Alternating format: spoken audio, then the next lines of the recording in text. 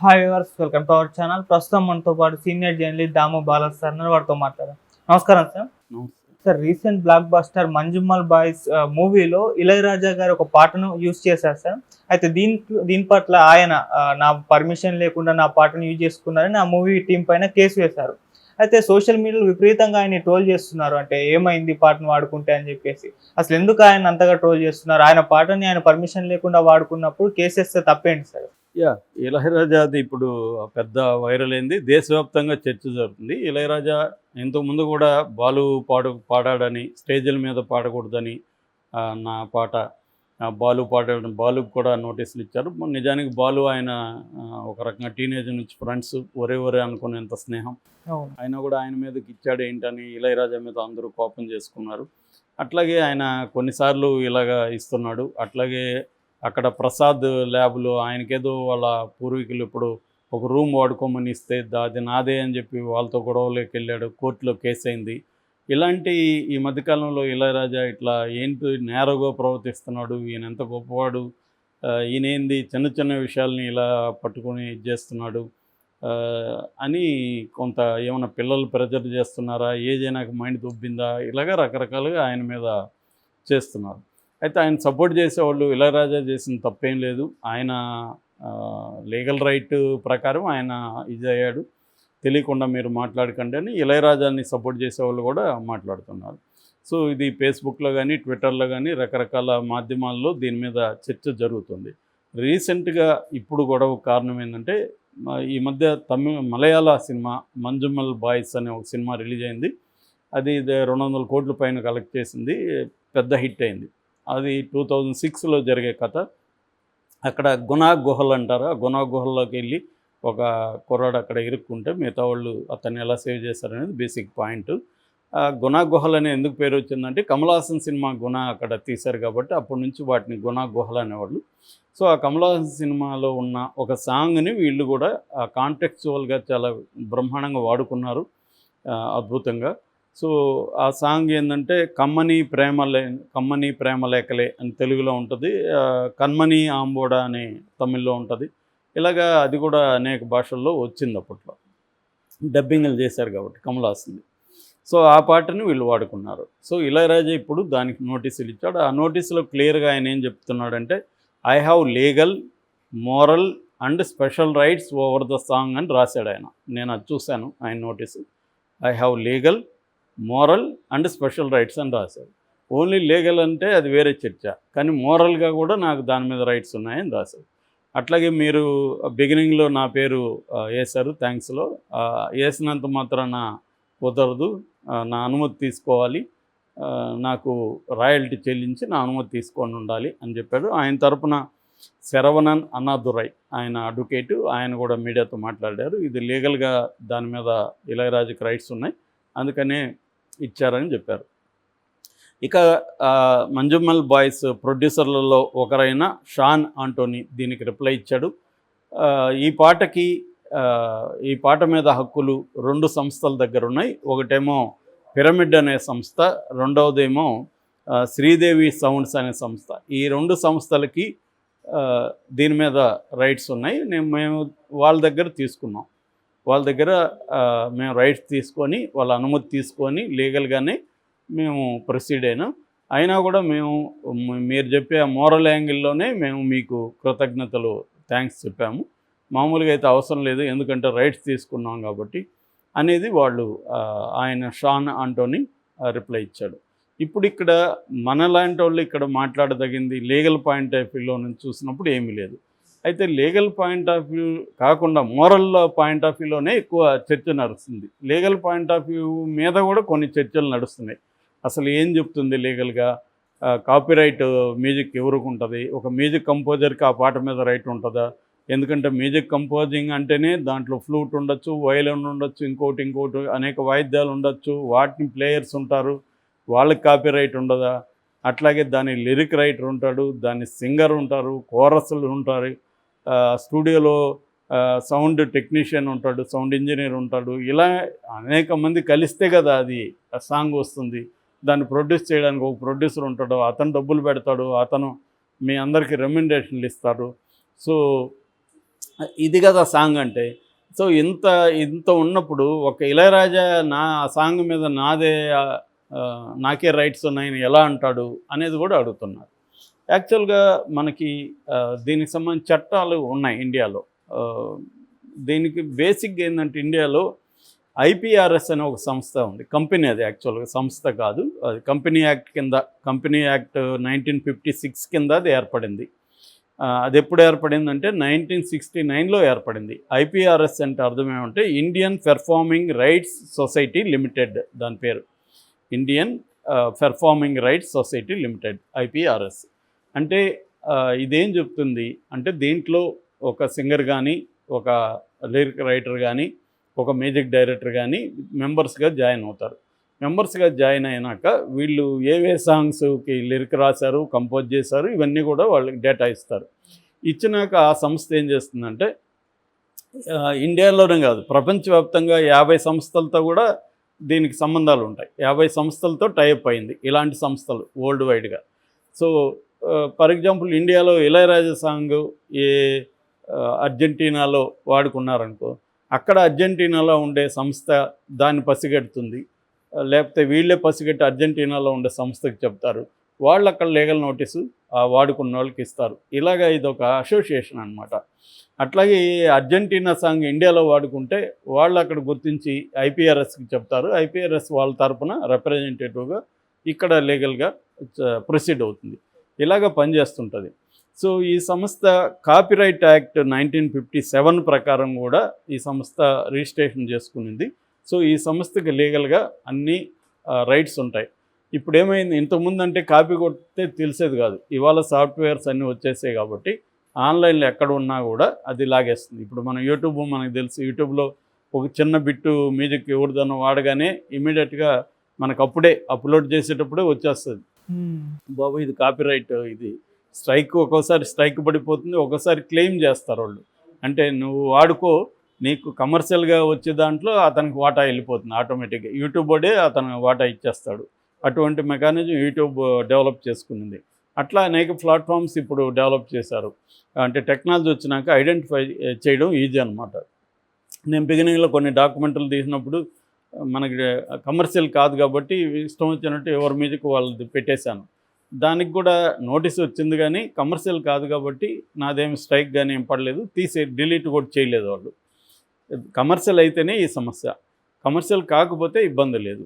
So ఇప్పుడు ఇది బేసిక్గా ఇండియన్ కాపీరైట్కి సంబంధించి. అయితే ఈ ఐపీఆర్ఎస్ ఏం చెప్తుందంటే మ్యూజిక్కి సంబంధించి 3 కేటగిరీలు చెప్పింది. ఒకటి కంపోజర్ అంటే ఇక్కడ మ్యూజిక్ డైరెక్టర్.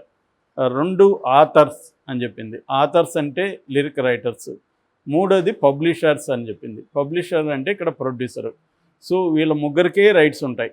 ఇప్పుడు ఒక ఇందాక చెప్పినట్టుగా అక్కడ పియానో వాయించడం లేకపోతే ఫ్లూట్ వాయించే వాళ్ళకో రైట్స్ ఉండవు. అదంతా కూడా వాళ్ళు పని పెట్టుకొని వాళ్ళ దగ్గర పని చేయించుకున్నారు అంతవరకే, కానీ దాని మీద రైట్స్ ఉండవు. ఇప్పుడు ఇల్లు కడతా ఉంటే ఇల్లు కట్టే దాంట్లో అనేక మంది ఉంటారు, వాళ్ళందరికీ ఆ ఇంటి మీద రైట్స్ ఉండవు. వాళ్ళకి డబ్బులు ఇచ్చేస్తాం, మేస్త్రి ఉంటాడు, మేస్త్రి వచ్చి నాకు ఈ ఇల్లు నేనే సరిగ్గా కట్టింది, నాకు రైట్స్ ఉన్నాయంటే ఒప్పుకుంటామా, వాడి జీతం వాడికి ఇచ్చేసాం. అలాగే ఇది కూడా అంతే, మ్యూజిక్ డైరెక్టర్కి మాత్రమే రైట్ ఉంటుంది.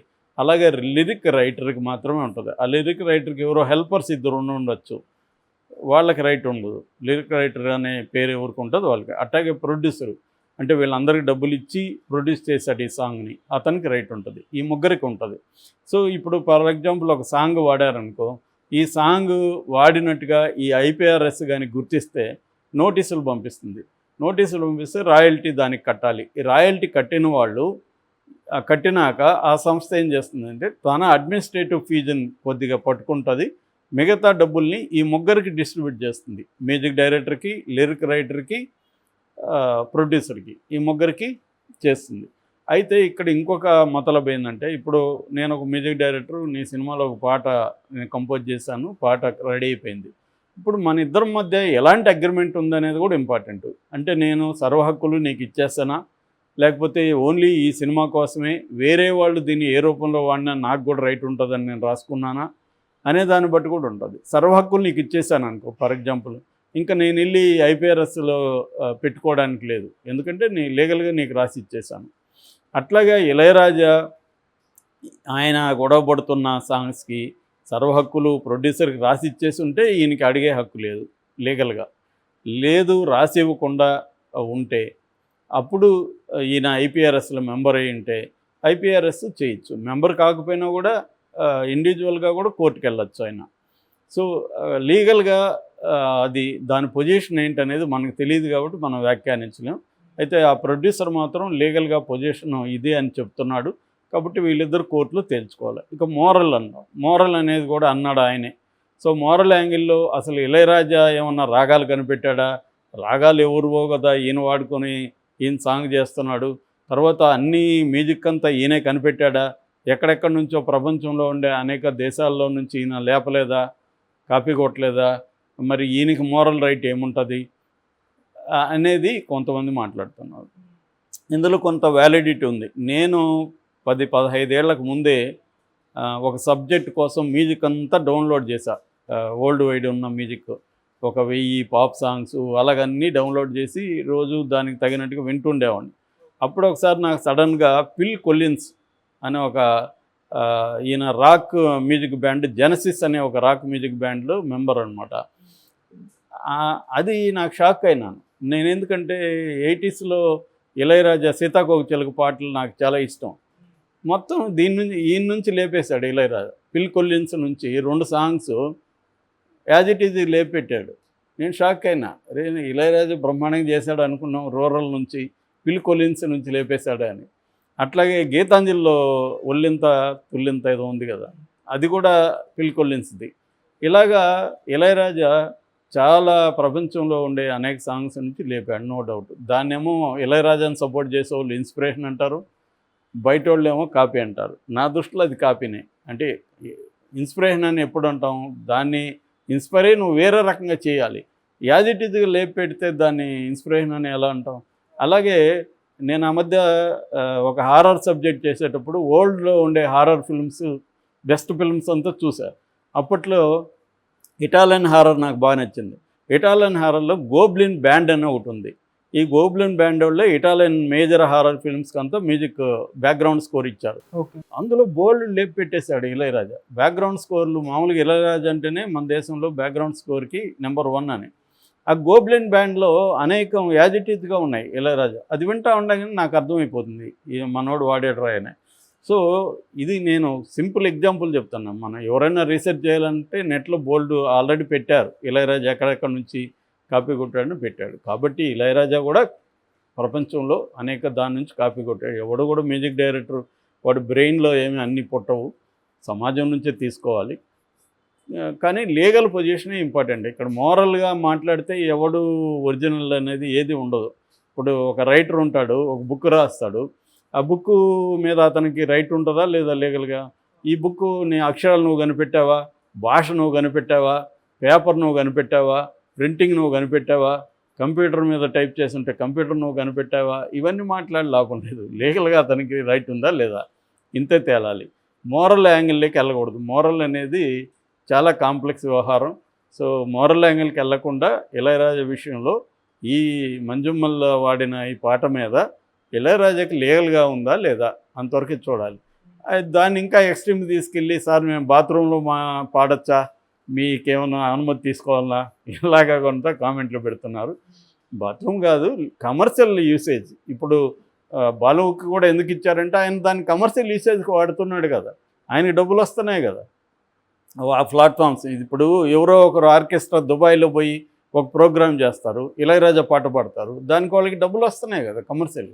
మరి నీకు వచ్చిన డబ్బులు కొంచెం ఇళయరాజాకి లీగల్గా రైట్ ఉన్నప్పుడు ఆయనకి ఇవ్వాలి కదా.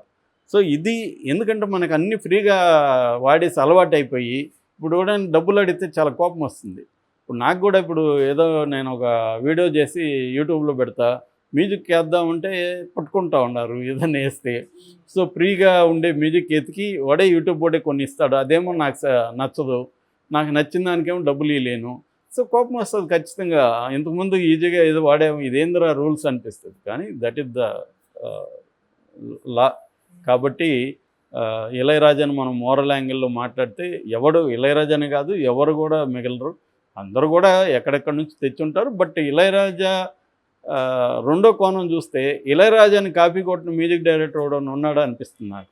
ఆ మధ్య నేను పేర్లు చెప్పను కానీ ఒక డైరెక్టర్తో నేను పనిచేశా. ఆయన నాకు మ్యూజిక్ సెలక్షన్ నాకే అప్పగించాడు.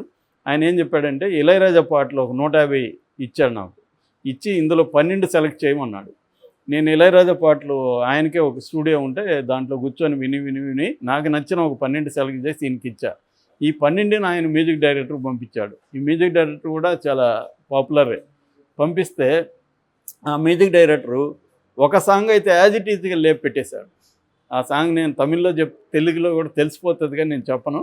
సో ఇళయరాజాది యాజ్ ఇట్ ఈజ్గా లేపి లిరిక్ మార్చి పెట్టేశారు. ఇక్కడ సాకి ఏమో ఏఆర్ రెహమాన్ది లగాన్లో నుంచి లేపి పెట్టారు.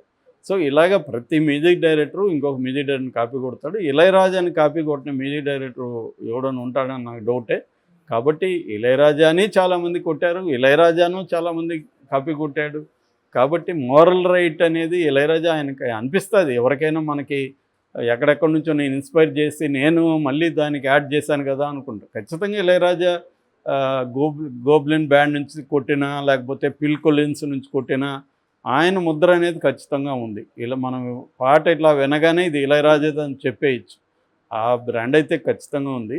కాబట్టి ఆయన్ని మనం మోరల్ యాంగిల్లో జడ్జి చేయకూడదు. ఇళయరాజాని లీగల్గా ఆయనకి రైట్ ఉంటే ఆయన కొట్లాడుకుంటాడు, మనకు వచ్చే నష్టం ఏం లేదు. మోరల్ యాంగిల్లో ఎవరిని జడ్జి చేయకూడదు. ఎందుకంటే మనల్ని కూడా మోరల్ యాంగిల్లో జడ్జి చేసుకుంటే మనం కూడా ఏమీ మిగలం. Okay sir, thank you so much.